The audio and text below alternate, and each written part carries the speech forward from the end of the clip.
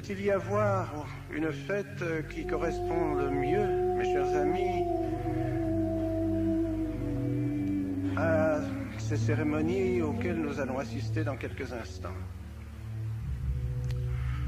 Pour vous qui allez revêtir dans quelques instants la livrée du Seigneur, qui allait devenir des clercs, qui allez revêtir la soutane et le surplis, vous allez précisément au milieu de ce monde pervers, au milieu de ce monde qui représente vraiment ces ténèbres dont parle aussi Saint Jean.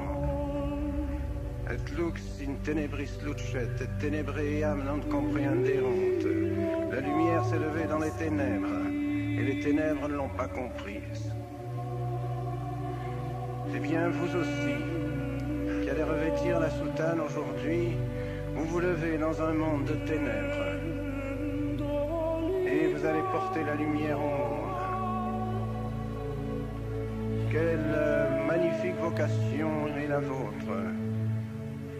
À la suite de tous ces témoins que je viens d'énumérer, vous allez vous aussi, en ce XXe siècle, qui ne veut plus recevoir notre Seigneur Jésus-Christ, ce monde qui se croit adulte, ce monde qui ne veut plus s'incliner devant notre Seigneur Jésus-Christ, ni qui ne veut plus imiter les rois mages qui se sont agenouillés devant cet enfant pauvre, indigent, dans cette crèche, dans cette étable.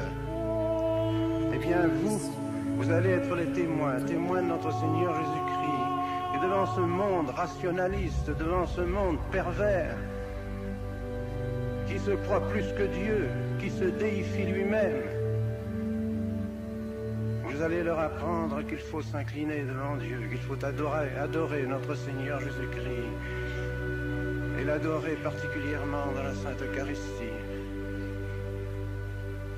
Il faut que le monde s'humilie à nouveau devant notre Seigneur Jésus-Christ, qu'il s'agenouille devant ce grand mystère, comme l'ont fait les rois mages, devant ce mystère de l'enfant Jésus, créateur du monde et de l'univers, venu dans une crèche.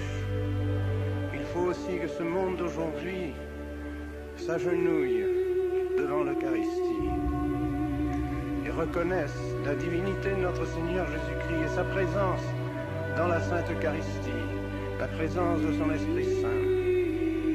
Voilà ce que vous porterez au monde, et vous le ferez courageusement. Oh, vous serez persécutés, vous serez contredits, vous serez ridiculisés, vous serez condamnés. Eh bien, vous suivrez aussi ceux qui ont souffert pour le témoignage de notre Seigneur Jésus-Christ. Vous serez ces martyrs qui veut dire précisément témoins de notre Seigneur.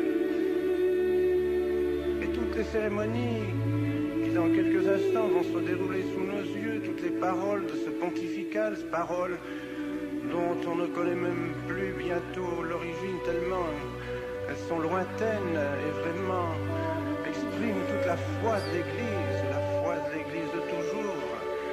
Ces paroles vont vous dire et vous redire que vous portez la lumière, que vous devez être lumière, que vous devez luire, que votre lumière doit luire dans les ténèbres. Pour vous, acolytes, qui allez porter la lumière, pour vous, exorcistes, qui allez lutter contre le démon, contre ces ténèbres qui sont toujours si puissantes aujourd'hui, pour vous, lecteurs, qui allez dans un lieu élevé, prêcher, montrer, parler la parole de l'Évangile, porter la parole de l'Évangile à ceux qui ne la connaissent pas. Et pour vous, portiers, vous allez, en gardant le temple du Seigneur, manifester la sainteté de ce temple par la présence de celui qui l'habite, par Dieu lui-même qui habite ce temple. Eques domus Dei et porta celi. Ici, c'est la demeure de Dieu et la porte du ciel. Mais vous surtout qui allez revêtir la soutane aujourd'hui, ce sera pour vous un grand changement dans votre vie. Non seulement un changement extérieur, mais aussi un changement intérieur. Il faudra que vous soyez digne de l'habit que vous portez. Le monde attend cela de vous. Je dirais même le monde païen. le monde qui refuse Dieu, le monde qui lutte contre Dieu, attend de vous ce témoignage. Et à plus forte raison, ceux qui ont gardé la foi, les chrétiens aujourd'hui désemparés, abandonnés par leurs pasteurs, ces chrétiens qui ne reçoivent plus la lumière de leurs prêtres,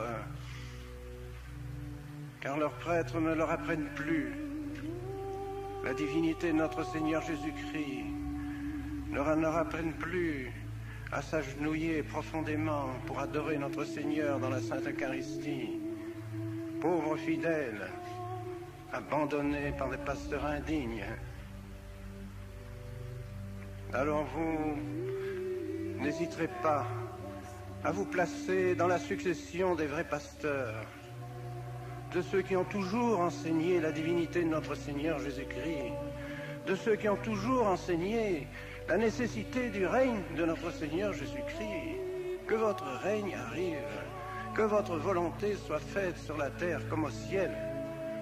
Voilà ce que nous a enseigné notre Seigneur, et vous serez de ceux qui enseignent cela aux fidèles, qui ont besoin d'entendre cela, qui ont besoin de savoir que notre Seigneur Jésus-Christ doit régner, non pas seulement dans le ciel, mais ici-bas, dans nos cœurs, dans nos âmes, dans les familles, dans la société. Tout appartient à notre Seigneur, tout est à lui. Nous n'avons pas le droit de lui soustraire quoi que ce soit de son royaume.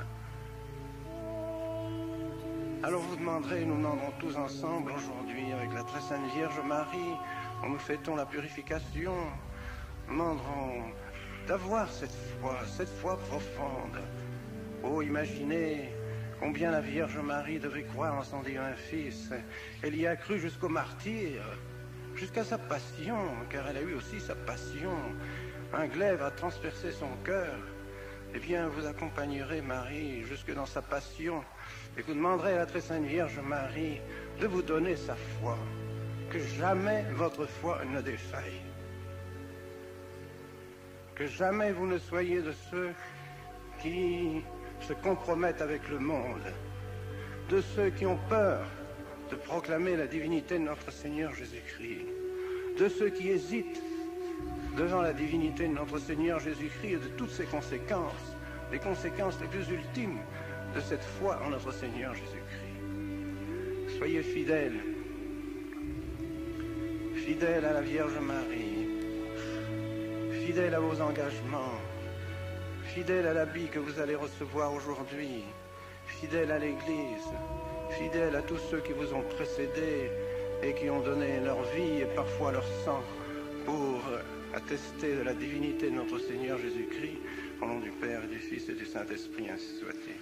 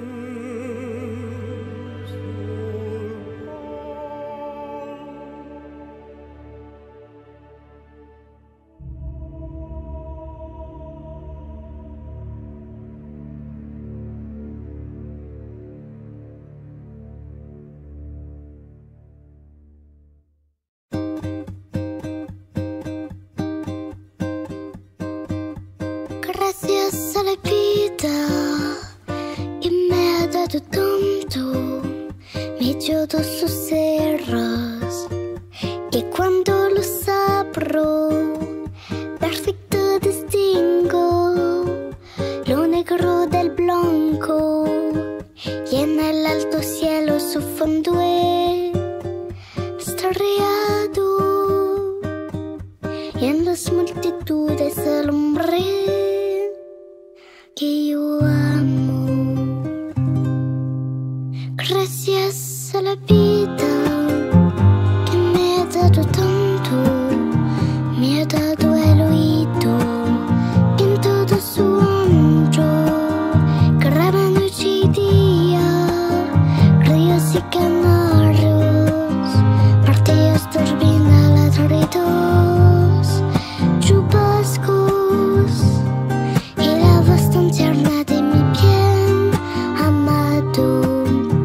Gracias a la vida que me ha dado tanto, me ha dado el sonido y el abecedario con las palabras y pienso y declaro, matarme con mano y luzar, alumbrando la ruta del alma del que estoy amando.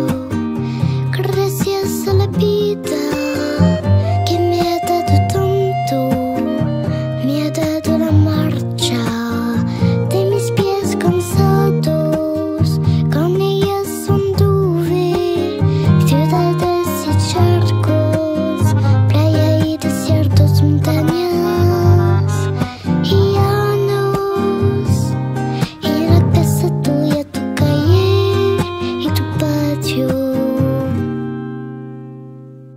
Gracias a la vida que me ha dado tanto, me dio el corazón que agita su marco cuando mira el fruto del cerebro humano, cuando mira el bueno tan lejos.